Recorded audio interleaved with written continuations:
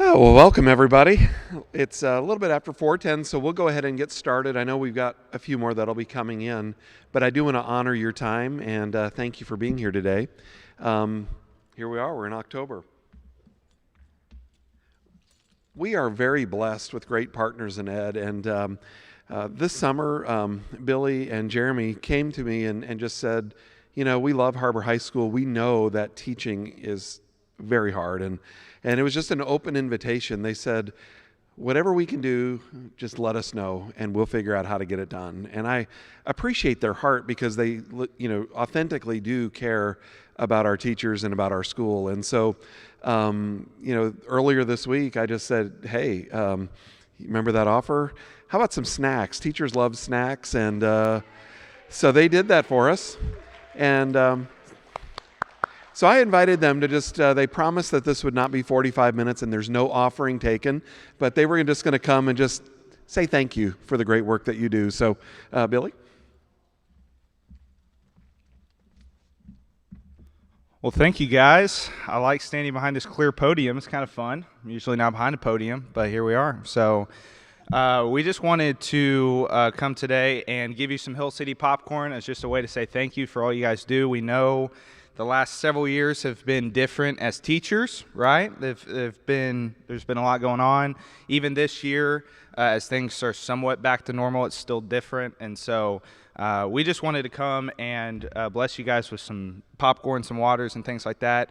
The one thing I just want to encourage you with today is consistently over our years as just being student pastors and walking with students as they grow up, every time we get to graduation, a lot of times we'll ask the question to people, say, hey, who is someone that impacted you up until this point in your life? And sometimes we'll say parents, but sometimes we'll say coaches, sometimes we'll say, different pastors in their life or whatever it might be. But consistently what we see over time is that so many of these students, they come back to different teachers in their life that made an impact. And so I just want to encourage you today, like what you do does make an impact. You never know like what students are going through. You never know what their home life's like. And I know a lot of you probably walk with students through different things, but you really are making a difference. You're making an impact, and your smile, your just the initiative to care about whatever a student might be walking through, just that alone makes a tremendous difference, right? And obviously the education you're providing is essential, but the care, the smiles, the high fives or whatever it might be as they walk into your classroom each and every day, it really does make an impact. And for a lot of you, they are with you more than they're with their parents, their family, or whoever else it might be. And so just be encouraged. You guys are doing a great job. You're making an impact. You're making a difference. And so just keep fighting. Fight for students. Love them. And take care of them. So we love you guys. If there's ever anything we can do for you, we'd love to help out in any way. And the popcorn is just a small token. We wish we could give you a lot more. Wish we can give you $500 each, and that would be great. They're like, okay, next time you're walking through, we don't want popcorn, we want $500 bonuses, okay? I don't know if we'll be able to deliver on that, but anyway, we love you guys. We appreciate you, and hope you guys have a great day.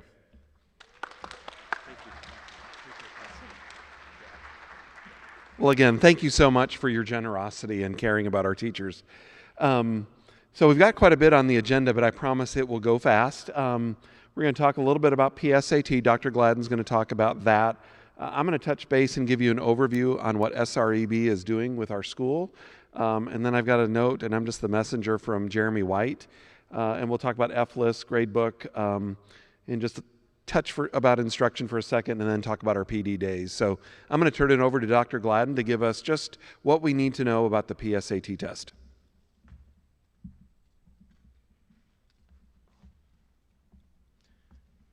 Hi.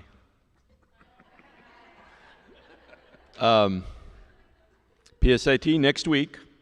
You guys already know that because I've sent like 25 emails. Thanks for putting up with me. I'm a little more grumpy than usual, so I'm trying. So PSAT the 13th. We are going to be on a modified schedule, and that schedule is in that folder that I shared with you guys. Everything is in that folder, and I'm updating it, daily. If you hopefully you know where that is. It's called Everything PSAT, and I shared it with you guys. I also put it in the Google Classroom if things get lost in your drive, because I know that's what happens to me. So on test day, we're going to begin testing at 8:45, just like we normally do. And it's going to be all in the upstairs classrooms. You guys have kind of already figured that out from yesterday when we did the demographics. So all classrooms upstairs will either be testing or off limits to students. I have a feeling that a lot of juniors and seniors aren't going to come that day, and that's really fine, because last year we got spoiled and they didn't have to be here. We only tested the sophomores in the building. So students will be displaced to the gym, and we'll have supervision in there. Hopefully there'll be less students than there were yesterday. I think there will be. It was kind of we had extracurriculars going on in there and things. So hopefully we won't have that issue next week. And like I said, on there, a few classes have been moved downstairs, and those teachers know who they are. Again, everything's been shared in that PSAT folder. If you have a question about it, don't hesitate to send me an email, or check the folder first before you ask me a question, because I may have a smart remark if you haven't looked at it. I may think it. I won't respond that way, I promise. So, yeah, PSAT next week, it's big. We have about 43 juniors taking it, and they have a chance to get national merit, and then we have 800 or so students, 10th grade students, that are taking it to get their evaluation and see where they stand with that. So I appreciate your patience and working with us in getting this done. You guys are awesome. Thank you. Shut up, Robinson.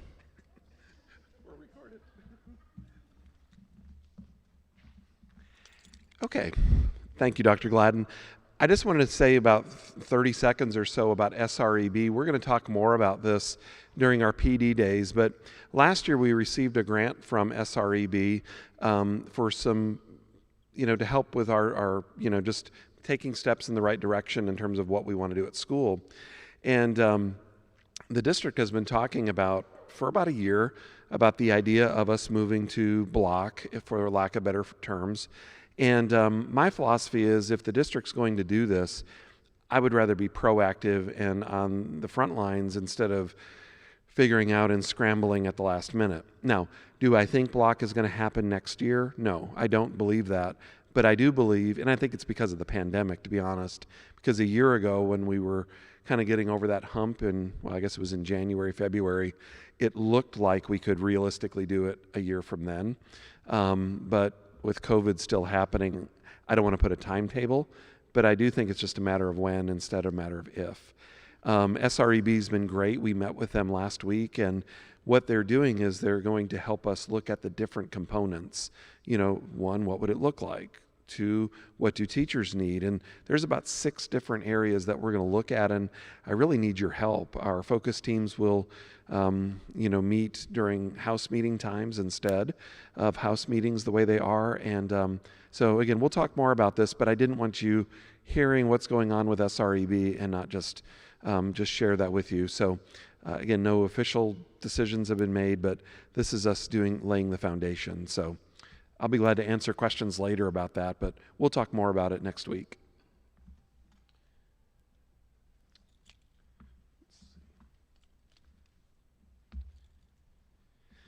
Okay, facilities. And again, I'm just the messenger on this one. And, do I agree? I'm not even going to comment because I'm being recorded. But I'm just going to read the slide. Now, the fire marshal as I was told in this email from Mr. White, the fire marshal is our friend. That's what the first line said. So here's what the fire marshal is going to be looking for. He'll be coming through the rooms, and I need your help. Do you need to go do this today? No. But just kind of look at your setting, and let me just share some things. One, combustible materials, they're limited to 20% of the wall or door area in your room. We run a school. 20%. So I'm just going to leave it at that. Look at it. Again, what the process is that the fire marshal comes through and he says that Ms. Kritzu's room is out of compliance, hypothetically, we'll get a citation and then she will have a couple weeks to fix it. So obviously we don't want to have 160 rooms out of compliance, but look at adjustments that you could make.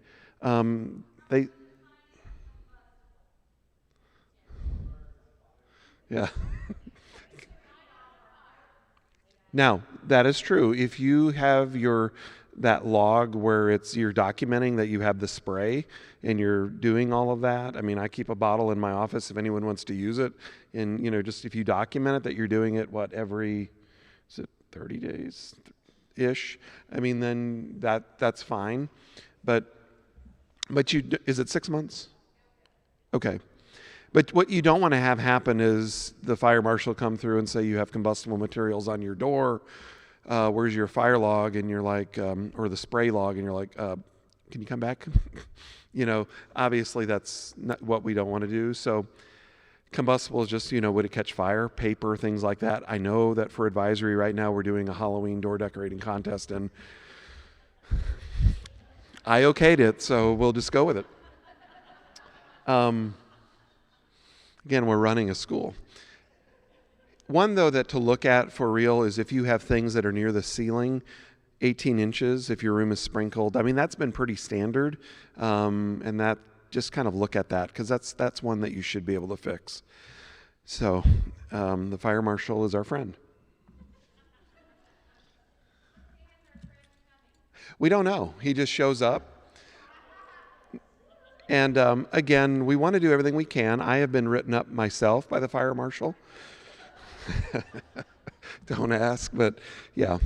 So they look, and maybe we need to give them popcorn. Okay. F lists, if you haven't already, please make sure that you turn in those F lists to your house principal. Just share the Google Doc. And again, I realize this is all on the honor system. What we don't want to have happen is a parent come and get their report card and say, I didn't know my kid had an F. Because I'll always say, well, did the teacher reach out to you? And most of you do a great, great job of, reaching out. You'll either try to call or you have authentic two-way email communication. If you just send an email and you don't get a response, you probably need to do a little bit more to make sure that parent knows that their kid is having issues. But again, I just think that's the right thing to do to make sure that any kid that gets an F, that we've done everything we can to reach out to that parent. With that said, Miss Reed has been doing a great job, her and Dulce, of working with kids that have low grades and doing all of that. But once before, and it may have been the last faculty meeting or leadership meeting, I don't remember, but we talked about making sure your grade book is set up right. And so I've asked Miss Reed to kind of talk to us for a few minutes, because just kind of looking at them, we may have teachers that are giving grades that maybe they didn't intend to give because the gradebook settings are not right. So Jamie, if you'll just share your thoughts about this. And again, I'm asking you to just look at the settings, because once the report cards come out, I think we're set in stone for the year. So Jamie?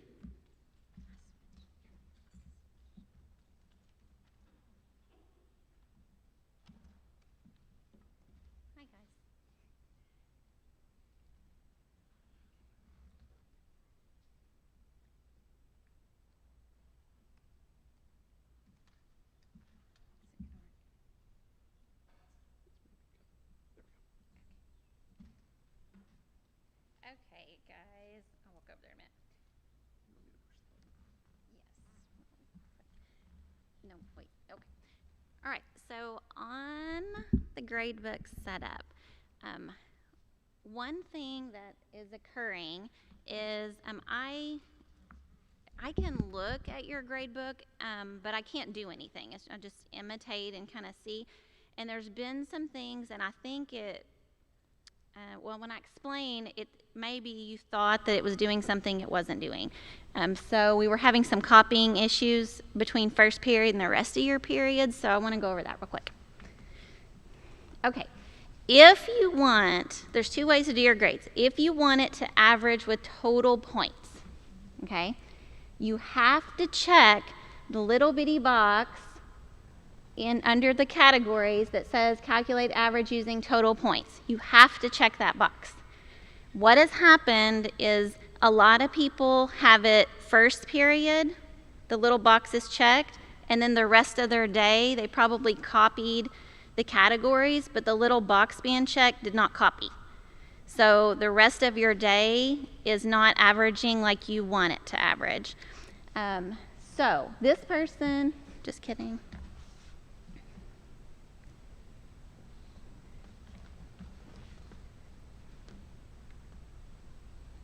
Maybe. Okay. All right, this person had 2 categories, assessments and classwork. It doesn't matter how many categories they have. They're just trying to let the students know where the assignments fall, but they have total points. So there is not a category, once you check the box, that says weighted. There's not a category that says weight because it doesn't matter. It's just the points, okay? All right, here's what happens if you don't check the box, all right?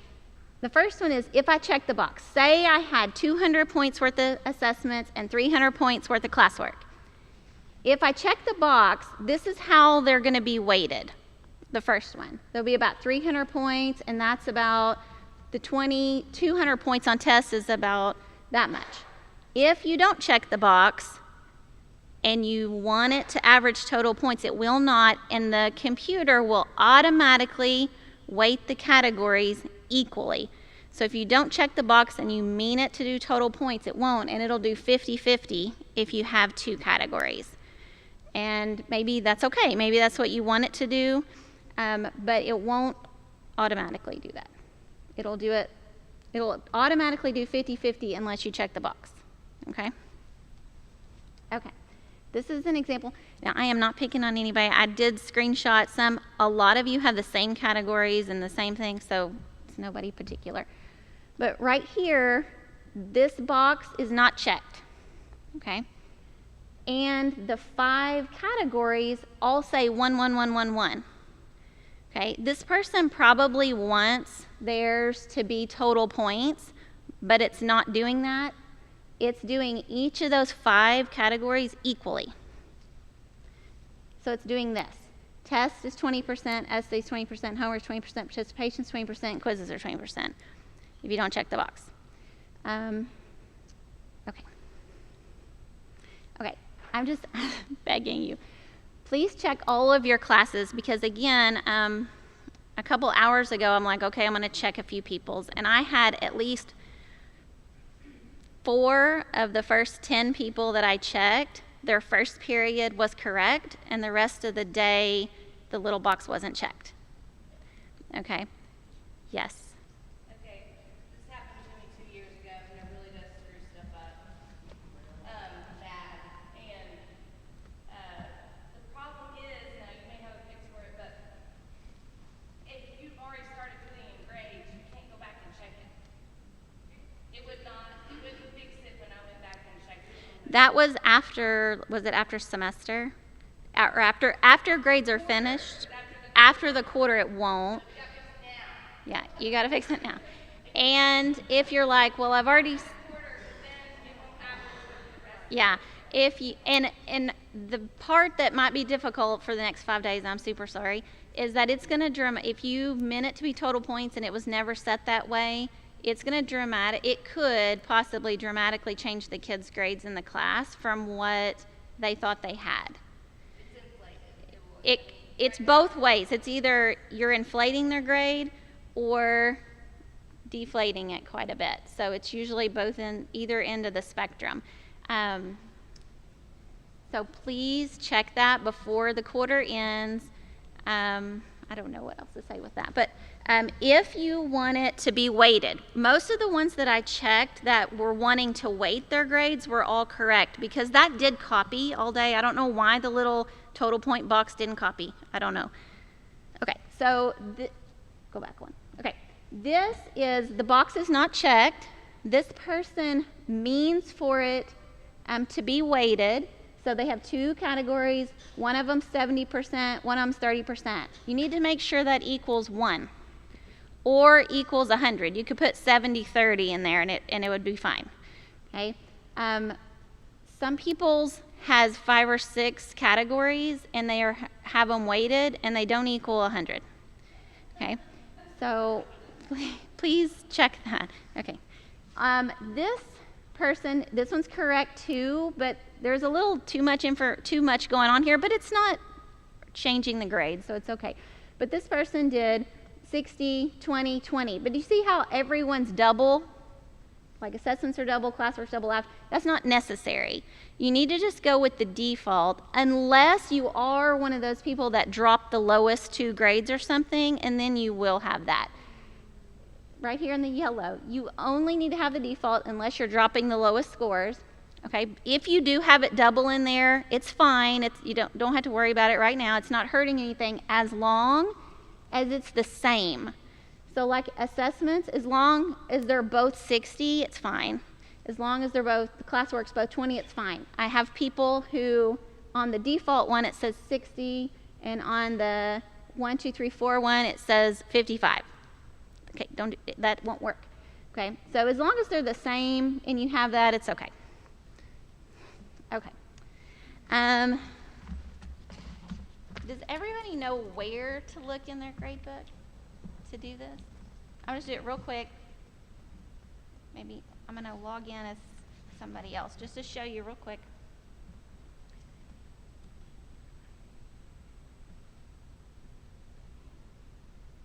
Okay, so I copied the list, sorry. On her algebra, you can click any period, and it doesn't matter where, and just go up here to gradebook, setup, and then over here to categories. And that's where it's at. Okay, and so the biggest issue that I've seen is just people that really mean it to be total points, and they don't have the box checked. Okay, so that's the biggest issue, and I'm sorry. Okay, any questions? Amy made a good point. Any more questions? Again, I appreciate Jamie bringing that to our attention. If you need help, see Jamie. Melissa Davis's grade. I mean, again, we're not telling you how to grade kids and do all of that. We just want to make sure that what you're intending to have the kids earn is what the grade book is doing. So let me get set up for a second.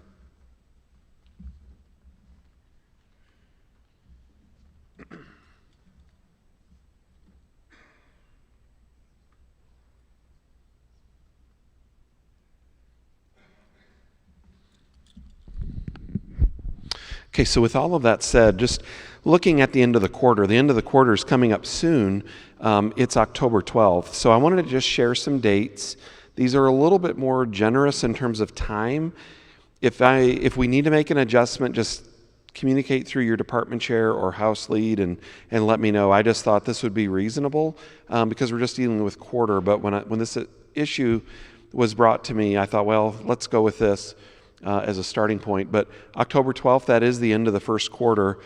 Normally, we just have grades due like the next day or so, but I thought, well, we might need a week. We might need a week to look at this and let kids turn things in and before we start running report cards. So that following Tuesday, after our PD day, is when we will have grades due at noon in the system. And if you need help with that, again, reach out to Melissa Davis. She'll be glad to help you. Then the next day, Ms. Bennett will have grade verifications in your box, and then I'll give you a couple of days to look those over. That's usually more than teachers need, but by that Friday, if you can get them back to her before leaving, I think that'll work. But again, if you've got a better opinion on these deadlines, just let me know. Again, quarter grades aren't as significant as semester grades, but because of that possible little issue, I wanted to give teachers enough time. Instruction, I just wanted to kind of do two things real quick. One, I've really enjoyed going into classrooms. I've made it a point this week and last week, and I know my assistants, other than Dr. Gladden, because he's been consumed with PSAT, but we really have made it a priority to try to visit our teachers, and there's a lot of good things going on. Each Monday we look at your slides, and again, I just find many, many great examples. So just a few thoughts, and I'm not going to dwell on these. Again, I've been putting some good examples on our weekly memo, But again, reminder about the grades model, because it is a solid model when you're going through the process of planning your lessons. What is the goal? How are you supporting reading? Because we believe that all of us are reading teachers, all of us can focus on literacy. So how are you intentionally doing that within your lessons? What activities do you have planned? Again, think about that as you plan your lessons. How are you getting kids to talk? And how do you know that they learned it? So again, grades is something we've talked about for years, but it's always important to just keep it in front of us. But two things that, as I was observing this week, and again, I saw a lot of very good, but I thought, how do we go from good to great? Two very simple things. One, think about the questions you ask kids. Or do you ask kids questions? Are they just yes, no answers? Are they just kind of, do you just call them the same two kids? Or do all kids have an equal chance of answering that question? Just kind of think on that, because questions can really bring about deeper levels of learning. And then don't forget about discussion. It could be something very simple where you've covered something and you just say, turn to your shoulder partner for 15 seconds and talk about that point. Let them talk, because that's important, especially for kids that are struggling learners, language learners. That conversation is huge, and it can also, I think, help with your lessons to just take them from good to great. So again, I just always like to keep that in front of us. So with that said, let's talk for a minute about the 15th and 18th. I have to say I'm really proud of Dr. Cleveland. He does, I think, an incredible job of keeping the pulse of our district and our teachers. He did that last year through the pandemic. He was very intentional, and I feel like he did this again this year. So October 15th, that Friday coming up, I learned yesterday afternoon, Dr. Cleveland has said that, you know what, I think our teachers, they need to take care of themselves. They're tired. They need time. And so rather than having PD on Friday the 15th, he said, we're shutting school. He said, I want secretaries to go home. Yeah. So again, I really commend him for doing that. He didn't have to, but he's trying to lead the right way, and I really appreciate that. So the 15th is do what you want to do. The term is flexing it out. We meet all the time after school anyway, so we'll have made up the time, but I want you to just enjoy it with your family. You deserve it, and you need it. On the 18th, that day's going to fly by. Monday the 18th, we're going to start here at 8 o'clock in the PAC, and we only get a half a day together. And Tara sent out a survey, and so we have a great committee of teachers who are going to present. They favored that instead of me talking about how to calculate the ESSA score, which, I wasn't offended, but that could have been a session, though. I wonder if anybody would have attended. No, I'm just kidding. But anyway, we'll meet it here at 8 o'clock on that Monday, and it'll be a good morning. Just again, you'll get to pick the PD sessions that you want to go to. We'll talk a little bit about SREB for about 30 minutes. We have some lead teachers that are going to talk about the work that's been started. And then in the afternoon, we'll all go to Springdale High School in their Performing Arts Center. And Solution Tree, which is a great company, they're going to be working with secondary teachers. So that's going to be our PD day on the 18th. Now, if you're a world language teacher, they have a commitment on Friday, and so they're going to be taking their flex day on that Monday. So again, that way everybody gets a chance to recharge and be with their families. Are there any questions? I think we're about out of time, but again, Dr. Gladden's got one more thing. Any questions about anything we've covered? Southern Regional Education Board. High schools that work, you may have heard of that.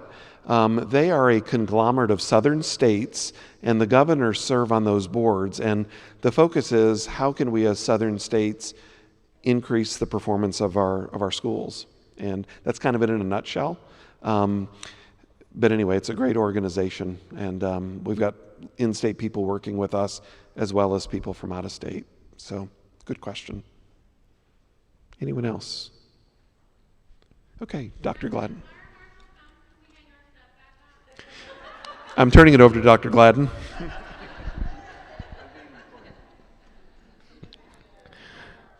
Speaking of fire marshal, he is our friend. Most of you that have been here a while know and remember Lampgate and all that stuff a few years ago and all that. Yeah, it's a terrible time. Extension cords and like the string lights, I think I've addressed a few people, and we've had district people coming through and looking at rooms, and they've been sending me like little emails every morning. Check this room, check that room. But just know that you can't have multiple extension cords plugged into each other across the room, into a string of lights, into a space heater. I get the rooms, the air is fluctuating, it's cold or it's hot. The space heaters, the personal air conditioners that people have, I don't know. Just know that when they come through and they see those plugged into multiple extension cords, that could be a write-up. So just be smart.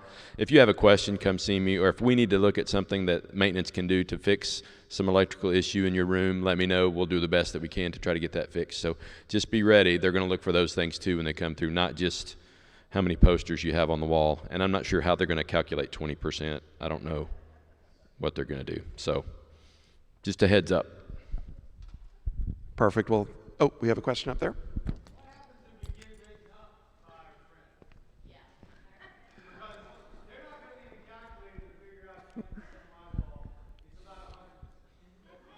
Yeah. Stop the recording. You know, can we stop the recording? I mean, what they'll do is they'll present it to. What's that? Thank you, Mr. Holmes.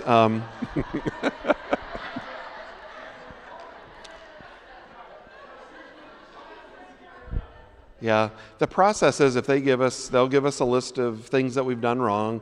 They'll give it to Dr. Gladden or myself, and then, you know, we'll present it to the teacher saying, hey, you've got too many extension cords or whatever. Theoretically, they're supposed to come back in about a month and double check on it.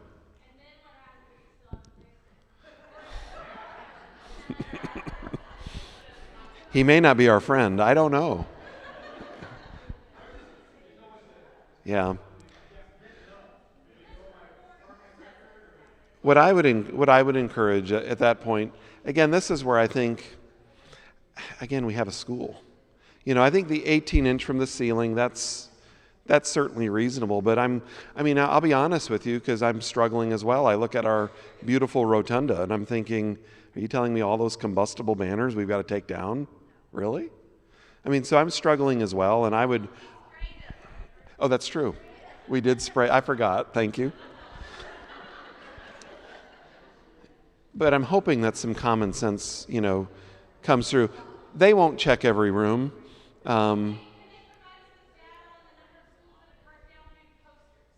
Yeah, I'm sensing a hostile crowd. If you did not get any popcorn, we have some Hill City popcorn sitting on the side. No. It is crazy. Yeah, Lampgate. Anyway, I will continue to learn more. Again, I just wanted to share that with you. I don't have a good answer because I think I'm still being recorded. We'll get through this together. This is not the only school. Think of our elementaries. Think of our elementary schools, how complicated that becomes. Anyway. We can have a dress code rally like kids wanted to do. We can have a school decoration rally. Anyway, I hope you all have a good night. If you want to visit, I'll be sticking around for a few minutes. Thank you so much.